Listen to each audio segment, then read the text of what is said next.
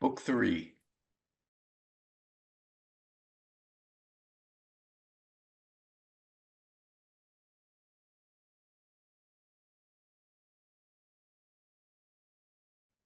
Hail, holy light, offspring of heaven's firstborn, or of the eternal co-eternal beam, may I express thee unblamed.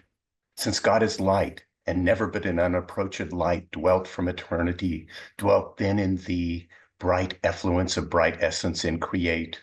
Or hearest thou rather pure ethereal stream, whose fountain who shall tell? Before the sun, before the heavens thou wert, and at the voice of God as with a mantle didst invest the rising world of waters dark and deep, one from the void and formless infinite. Thee I revisit now with bolder wing, escape the Stygian pool, though long detained in that obscure sojourn, while in my flight through utter and through middle darkness borne, with other notes than to the Orphean lyre, I sung of chaos and eternal night, taught by the heavenly muse to venture down the dark descent, and up to reascend, though hard and rare. Thee I revisit safe, and feel thy sovereign vital lamp, but thou revisit'st not these eyes, that roll in vain to find thy piercing ray, and find no dawn. So thick a drop serene hath quenched their orbs, or dim suffusion veiled. Yet not the more cease I to wander where the muses haunt clear spring, or shady grove, or sunny hill, smit with the love of sacred song. But chief thee Sion, and the flowery brooks beneath that wash thy hallowed feet in warbling flow, nightly I visit, nor sometimes forget those other two equaled with me in fate. So were I equaled with them in renown, bland Tamarus and blind Myonides, and Tiresias and Phineus, prophets old. Then feed on thoughts that voluntary move harmonious numbers, as the wakeful bird sings darkling, and in shadiest covert hid tunes her nocturnal note. Thus with the year's seasons return, but not to me returns day, or the sweet approach of even or morn, or sight of vernal bloom, or summer's rose, or flocks, or herds, or human face divine, but cloud instead, and ever during dark surrounds me, and from the cheerful ways of men cut off, and for the book of knowledge fair presented with a universal blank of nature's works to me expunged and raised, and wisdom at one entrance quite shut out. So much the rather thou, celestial light, shine inward, and the mind through all her powers irradiate. There plant eyes, all mist from thence purge and disperse, that I may see and tell of things invisible to mortal sight. Now had the Almighty Father from above, from the pure empyrean where he sits, high throned above all height, bent down his eye, his own works and their works once to view. About him all the sanctities of heaven stood thick as stars, and from his sight received beatitude past utterance. On his right, the radiant image of his glory sat, his only Son. On earth he first beheld our first two parents, yet the only two of mankind, in the happy garden placed, reaping immortal fruits of joy and love, uninterrupted joy, unrivaled love, in blissful solitude. He then surveyed hell and the gulf between, and Satan there, coasting the wall of heaven on this side night, in the dun air sublime, and ready now to stoop with wearied wings and willing feet on the bare outside of this world that seemed firm land embosomed without firmament, uncertain which, in ocean or in air.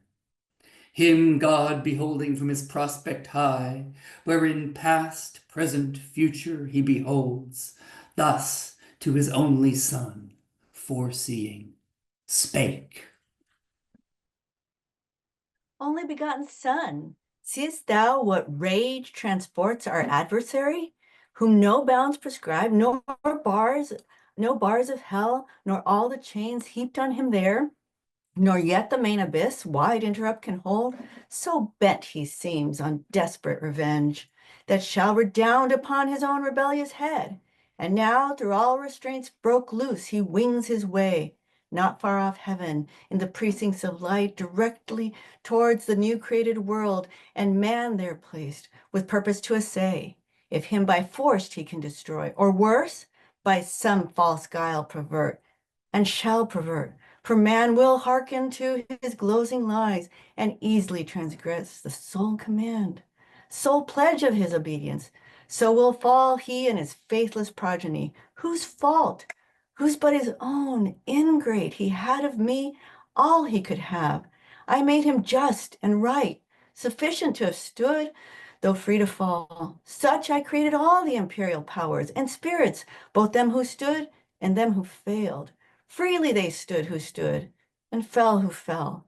Not free, what proof could they have given sincere of true allegiance, constant faith or love, where only what they needs must do appeared, nor what they would? What praise could they receive? What pleasure I from such obedience paid, when will and reason also is choice, useless and vain, of freedom both despoiled, made passive both, had served necessity, not me. They therefore as to right belonged, so were created, nor can justly accuse their maker or their making or their faith, as if predestination overruled their will, disposed by absolute decree or high foreknowledge. They themselves decreed their own revolt, not I. If I foreknew, foreknowledge had no influence on their fault, which had no less proved certain unforeknown. So without least impulse or shadow of faith, or aught by me immutably foreseen, they trespass, authors to themselves in all, both what they judge and what they choose. For so I form them free, and free they must remain, till they enthrall themselves. I else must change their nature, and revoke the high decree, unchangeable, eternal, which ordained their freedom. They themselves ordained their fall. The first sort by their own suggestion fell, self-tempted, self-depraved. Man falls deceived by the other first. Man therefore shall find grace, the other none. In mercy and justice both, through heaven and earth, so shall my glory excel. But mercy first and last shall brightest shine. Thus, while God spake, ambrosial fragrance filled all heaven, and the blessed spirits elect, sense of new joy ineffable diffused. Beyond compare, the Son of God was seen most glorious.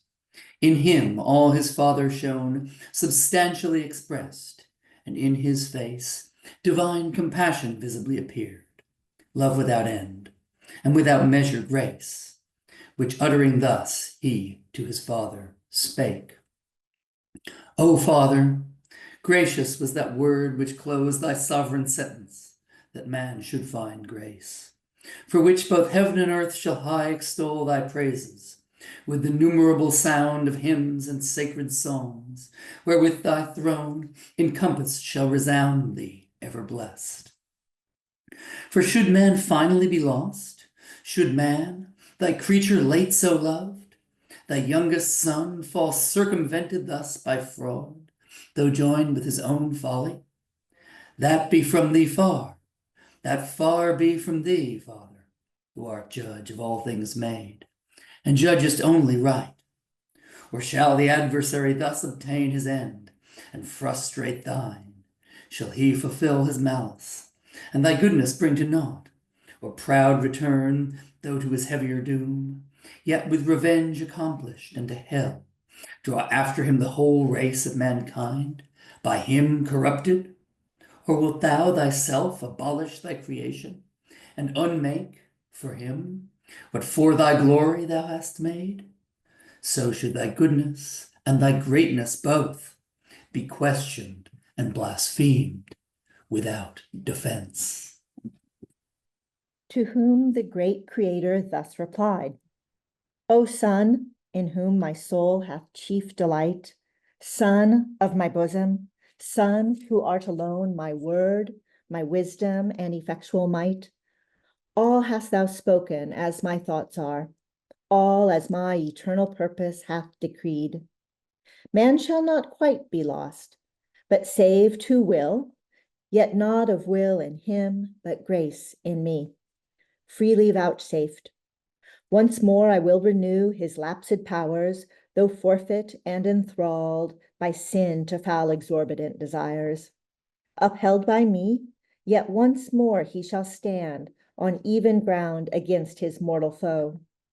By me upheld, that he may know how frail his fallen condition is, and to me owe all his deliverance, and to none but me.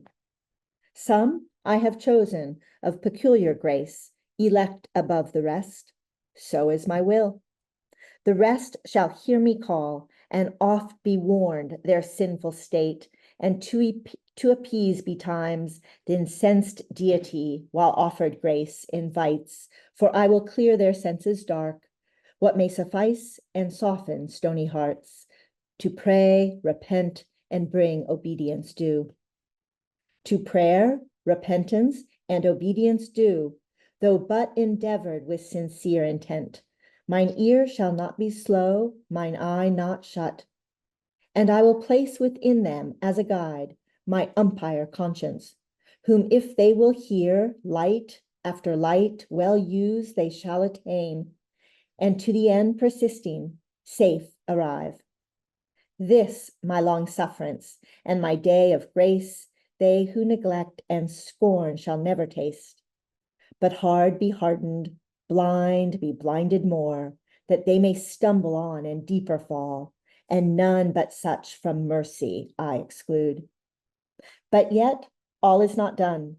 Man disobeying, disloyal breaks his fealty and sins against the high supremacy of heaven, affecting godhood, and so loosing all, to expiate his treason hath not left, but to destruction sacred and devote, he with his whole posterity must die. Die he, or justice must, unless for him some other, able and as willing, pay the rigid satisfaction, death for death. Say, heavenly powers, where shall we find such love? Which of ye will be mortal to redeem man's mortal crime, and just the unjust to save? Dwells in all heaven charity so dear? He asked, but all the heavenly choir stood mute, and silence was in heaven. On man's behalf, patron or intercessor none appeared, much less that durst upon his own head draw the deadly forfeiture and ransom set. And now without redemption all mankind must have been lost, adjudged to death and hell by doom severe, had not the Son of God, in whom the fullness dwells of love divine, his dearest mediation thus renewed. Father, thy word is past. Man shall find grace. And shall grace not find means that finds her way, the speediest of thy winged messengers, to visit all thy creatures, and to all comes unprevented, unimplored, unsought? Happy for man so coming. He her aid can never seek, once dead in sins and lost. Atonement for himself or offering meet, indebted and undone, hath none to bring. Behold me then, me for him, life for life I offer. On me let thine anger fall. Account me man. I for his sake will leave thy bosom and this glory next to thee, freely put off, and for him lastly die well pleased. On me let death wreak all his rage. Under his gloomy power I shall not long lie vanquished. Thou hast given to me to possess life in myself forever. By thee I live, though now to death I yield and am his due. All that of me can die. Yet that debt paid, thou wilt not leave me in the lonesome grave, his prey, nor suffer my unspotted soul forever with corruption there to dwell. But I shall rise victorious and subdue my vanquisher, spoiled of his vaunted spoil. Death, his death wound, shall then receive and stoop inglorious, of his mortal sting disarmed. I through the ample air in triumph high shall lead hell captive, maugre hell, and show the powers of darkness bound. Thou at the sight pleased, Out of heaven shalt look down and smile, why by thee raised I ruin all my foes. Death last, and with his carcass glut the grave. Then with the multitude of my redeemed shall enter heaven, long absent and return. Father, to see thy face, wherein no cloud of anger shall remain, but peace assured and reconcilement. Wrath shall be no more, thenceforth, but in thy presence joy entire. His words here ended, but his meek aspect, silent yet spake, and breathed immortal love to mortal men, above which only shone filial obedience, as a sacrifice glad to be offered. He attends the will of his great Father. Admiration seized all heaven what this might mean, and whither tend wondering. But soon the Almighty thus replied, O thou in heaven and earth, the only peace found out for mankind under wrath, O thou my sole complacence, well thou knowest how dear to me are all my works, nor man the least, though last created, that for him I spare thee from my bosom and right hand, to save, by losing thee awhile, the whole race lost. Thou therefore, whom thou only canst redeem, their nature also to thy nature join, and be thyself man among men on earth, made flesh, when time shall be, of virgin seed. By wondrous birth, be thou in Adam's room the head of all mankind, though Adam's son. As in him perish all men, so in thee, as from a second root shall be restored, as many as are restored. Without thee, none. His crime makes guilty all his sons. Thy merit imputed shall absolve them who renounce their own both righteous and unrighteous deeds, and live in thee transplanted, and from thee receive new life. So man, as is most just, shall satisfy for man, be judged and die, and dying rise, and rising with him raise his brethren, ransomed with his own dear life. So heavenly love shall outdo hellish hate, giving to death and dying to redeem, so dearly to redeem what hellish hate so easily destroyed, and still destroys in those who, when they may, accept not grace. Nor shalt thou, by descending to assume man's nature, lessen or degrade thine own, because thou hast, though throned in highest bliss, equal to God, and equally enjoying godlike fruition, quitted all to save a world from utter loss, and hast been found by merit, more than birthright, Son of God, found worthiest to be so, by being good, far more than great or high, because in thee love hath abounded more than glory abounds. Therefore, thy humiliation shall exalt with thee thy manhood also to this throne. Here shalt thou sit incarnate. Here shalt reign both God and man, Son both of God and man, anointed universal King. All power I give thee. Reign forever, and assume thy merits. Under thee, as head supreme, thrones, princedoms, powers, dominions I reduce. All knees to thee shall bow, of them that bide in heaven or earth, or under earth, in hell. When thou, attended gloriously from heaven, shalt in the sky appear, and from thee send the summoning archangels to proclaim thy dread tribunal. Forthwith, from all winds, the living, and forthwith the sighted dead of all past ages, to the general doom shalt hasten. Such a peal shall rouse their sleep. Then all thy saints assembled, thou shalt judge bad men and angels, till they arraigned shall sink beneath thy sentence. Hell, her numbers full, thenceforth shall be forever shut. Meanwhile the world shall burn, and from her ashes spring new heaven and earth, wherein the just shall dwell, and after all their tribulations long, see golden days, fruitful of golden deeds, with joy and love triumphing, and fair truth. Then thou thy regal scepter shalt lay by, for regal scepter then no more shall need. God shall be all in all. But all ye gods, adore him who to compass all this dies. Adore the Son and honor him as me. No sooner had the Almighty ceased, but all the multitude of angels with a shout, loud as from numbers without number, sweet as from blessed voices, uttering joy, heaven rung with jubilee, and loud hosannas filled the eternal regions. Lowly reverent towards either throne they bow, and to the ground with solemn adoration down they cast their crowns inwove with amaranth and gold, immortal amaranth, a flower which once in paradise, fast by the tree of life, began to bloom, but soon for man's offense to heaven removed, where first it grew, there grows, and flowers aloft, shading the fount of life, and where the river of bliss, through midst of heaven, rolls o'er Elysian flowers her amber stream. With these that never fade, the spirits elect bind their resplendent locks enwreathed with beams, now in loose garlands, thick thrown off, the bright pavement that like a sea of jasper shone, empurpled with celestial roses smiled. Then crowned again their golden harps they took, harps ever tuned, that glittering by their side with quivers hung, and with preamble sweet of charming symphony they introduced their sacred song, and waken raptures high.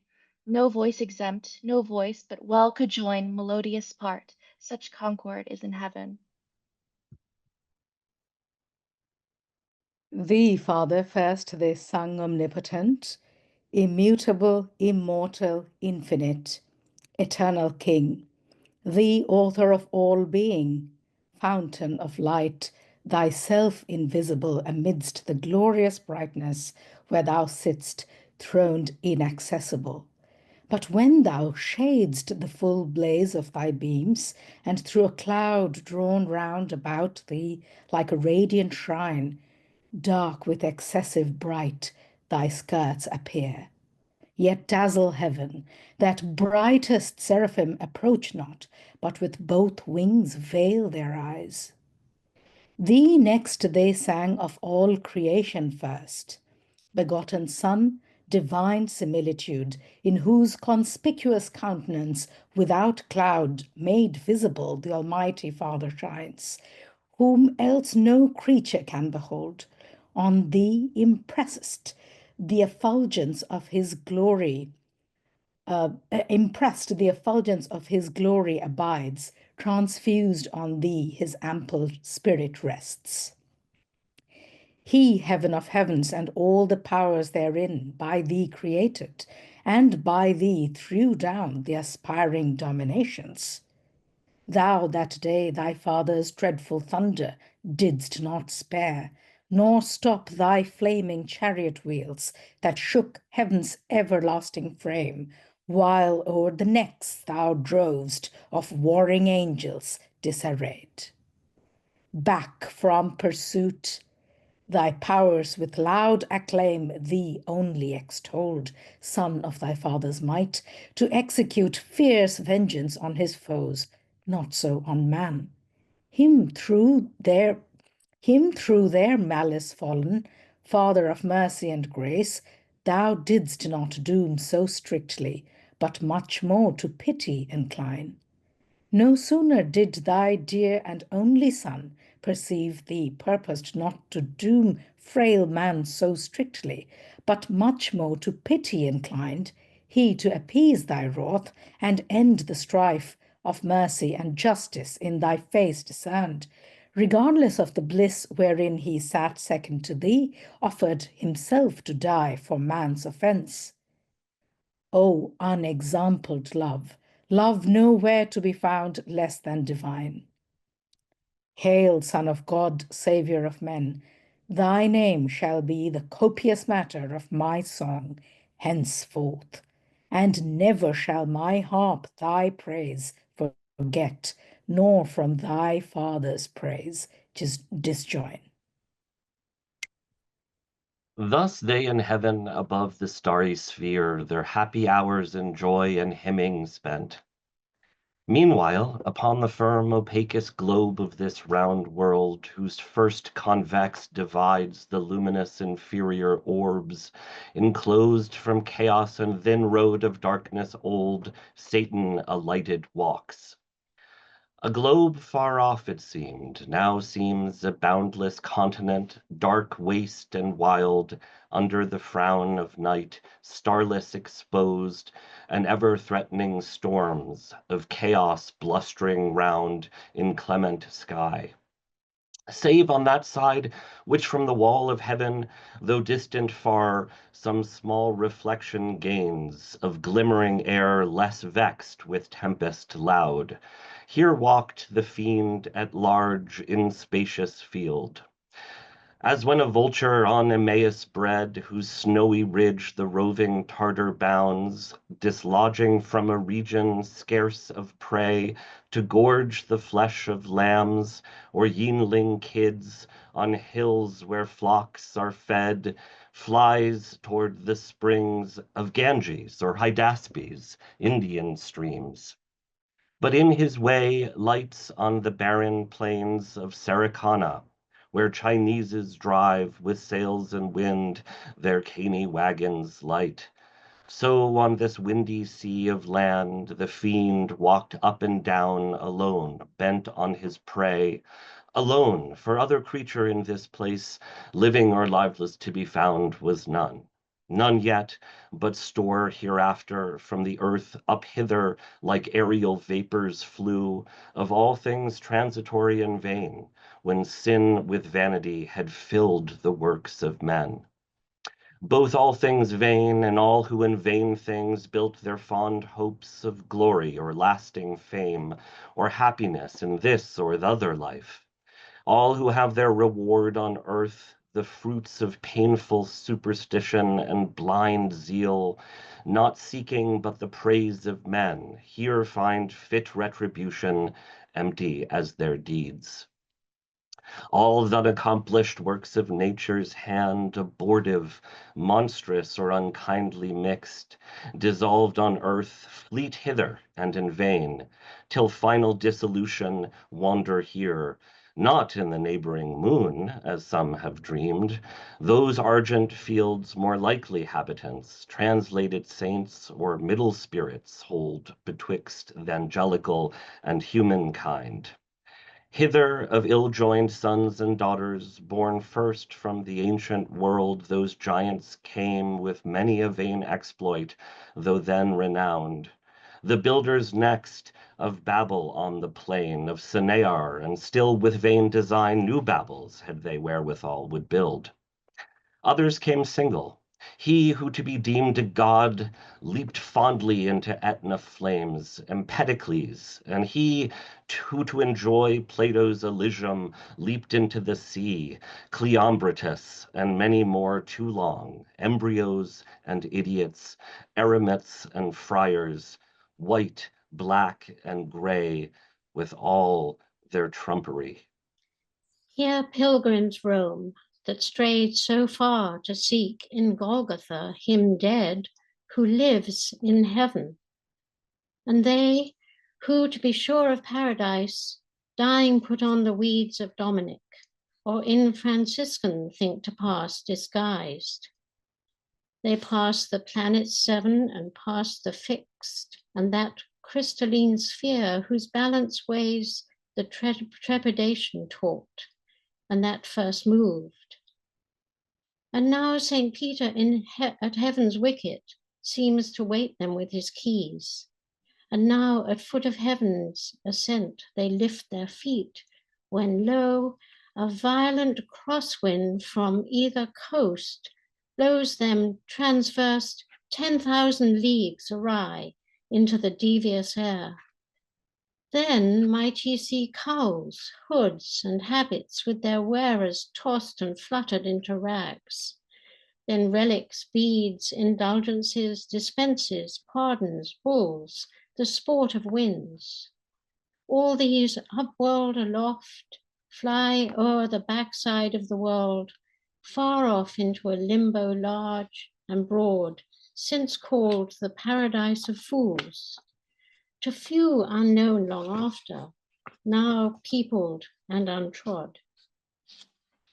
All this dark globe the fiend found as he passed, and long he wandered, till at last a gleam of dawning light turned thitherward in haste his travelled steps.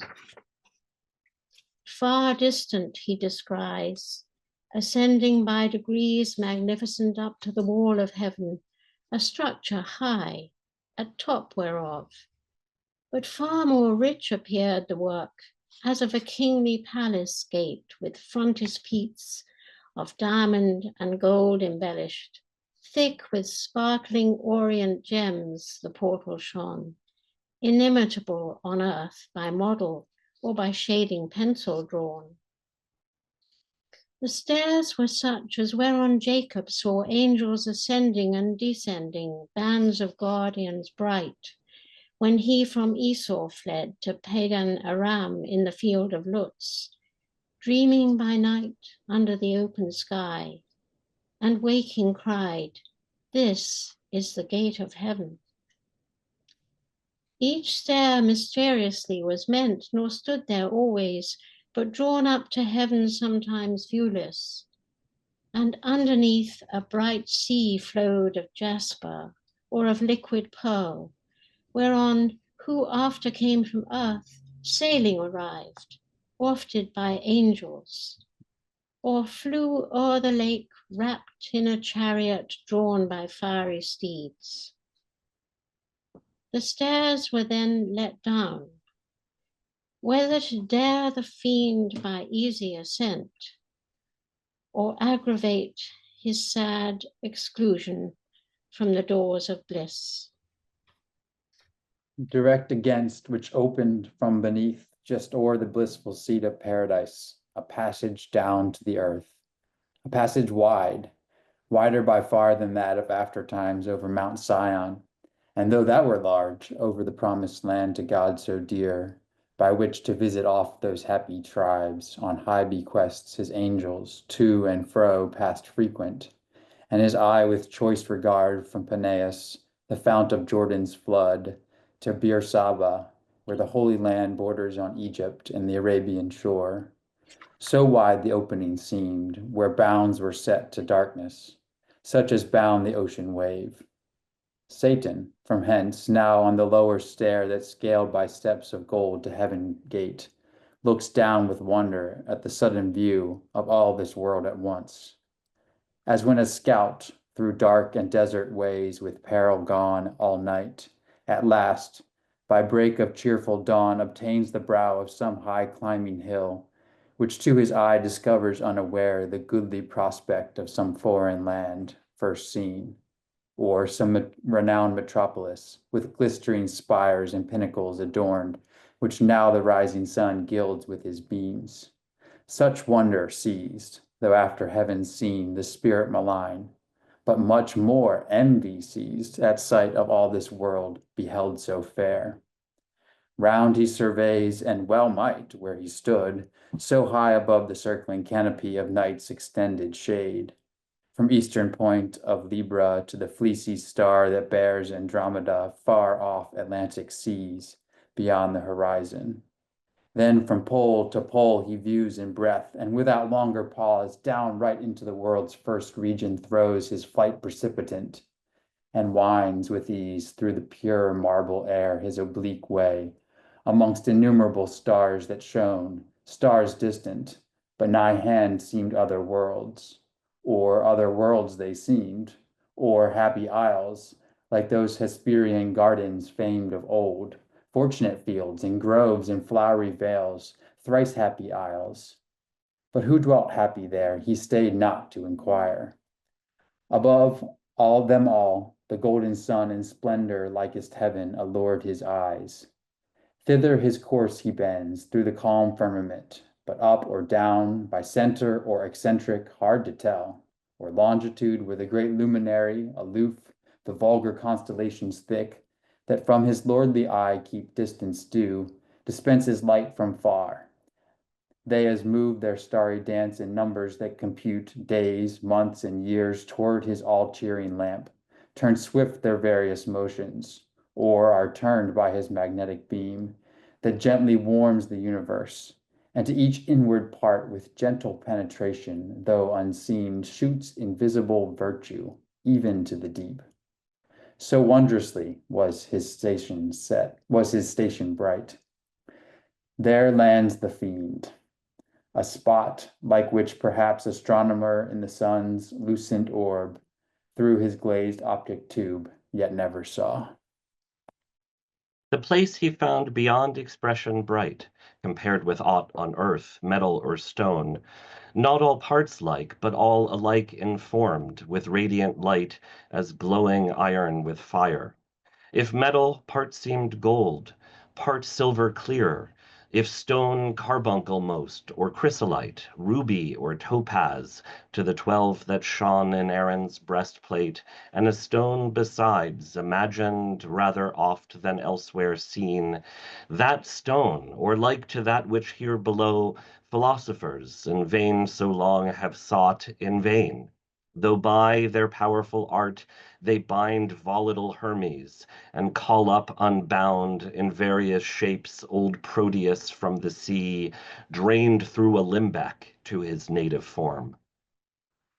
What wonder then, if fields and regions here breathe forth elixir pure, and rivers run potable gold, when with one virtuous touch the arch-chemic sun, so far from us remote, produces, with terrestrial humor mixed here in the dark, so many precious things, of color glorious and effect so rare.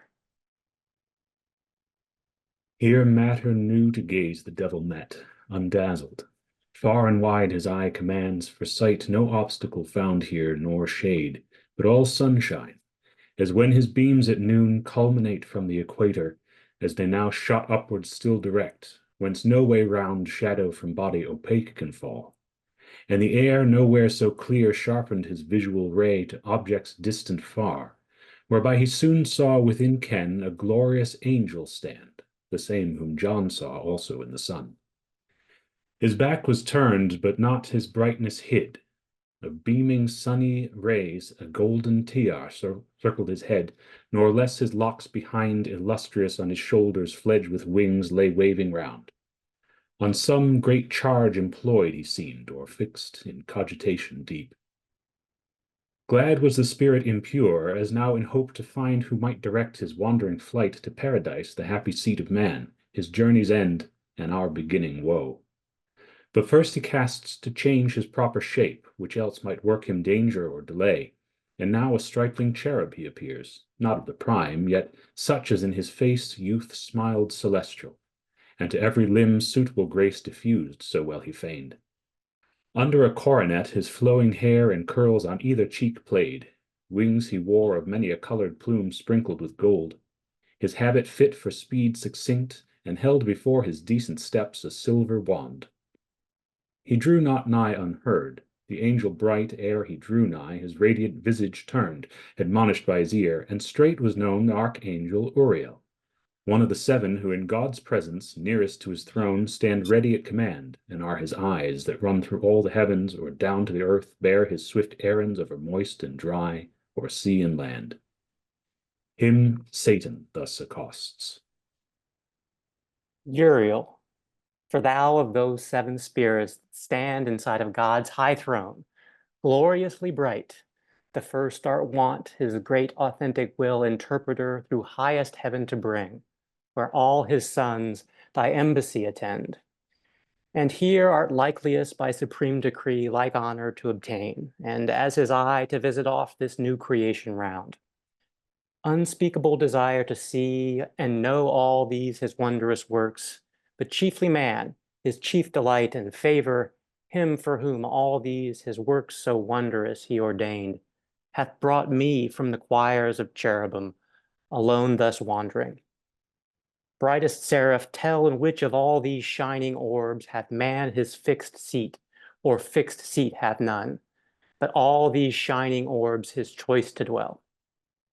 That I may find him, and with secret gaze, or open admiration him behold, on whom the great Creator hath bestowed worlds, and on whom hath all these graces poured, that both in him and all things, as is meet, the universal Maker, we may praise, who justly hath driven out his rebel foes to deepest hell, and to repair that loss, created this new, happy race of men to serve him better. Wise are all his ways. So spake the false dissembler unperceived, for neither man nor angel can discern hypocrisy, the only evil that walks invisible except to God alone. By his permissive will, through heaven and earth, and oft though wisdom wake, suspicion sleeps at wisdom's gate, and to simplicity resigns her charge, while goodness thinks no ill, where no ill seems.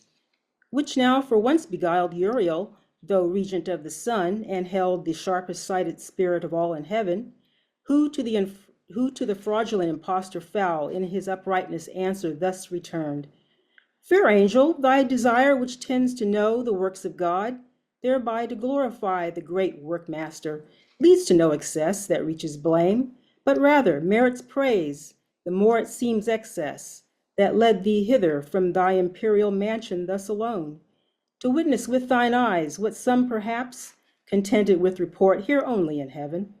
For wonderful indeed are all his works, pleasant to know and worthiest to be all, had in remembrance always with delight. But what created mind can comprehend their number, or the wisdom infinite that brought them forth, but hid their causes deep? I saw when at his word the formless mass, this world's material mold, came to a heap, confusion heard his voice, and wild uproar stood vast infinitude confined, till at his second bidding darkness fled, light shone, and order from disorder sprung. Swift to their several quarters hasted then the cumbrous elements, earth, flood, air, fire, and this ethereal quintessence of heaven flew upward, spirited with various forms, that rolled orbicular and turned to stars numberless as thou seest, and how they move. Each had his place appointed, each his course. The rest in circuit walls this universe. Look downward on that globe whose hither side, with light from hence, though but reflected shines. That place is earth, the seat of man, that light his day, which else as the other hemisphere night would invade, but there the neighboring moon, so called that opposite fair star, her aid timely interposes, and her monthly round still ending, still renewing through mid-heaven, with borrowed light her countenance triform, hence fills and empties to enlighten the earth, and in her pale dominion checks the night. That spot to which I point is paradise, Adam's abode, those lofty shades his bower. Thy way thou canst not miss, me mine requires. Thus said, he turned, and Satan bowing low, as to superior spirits is wont in heaven, where honor due and reverence none neglects, took leave, and toward the coast of earth beneath, down from the ecliptic, sped with hoped success, throws his steep flight in many an airy wheel, nor stayed till on Nephates' top he lights.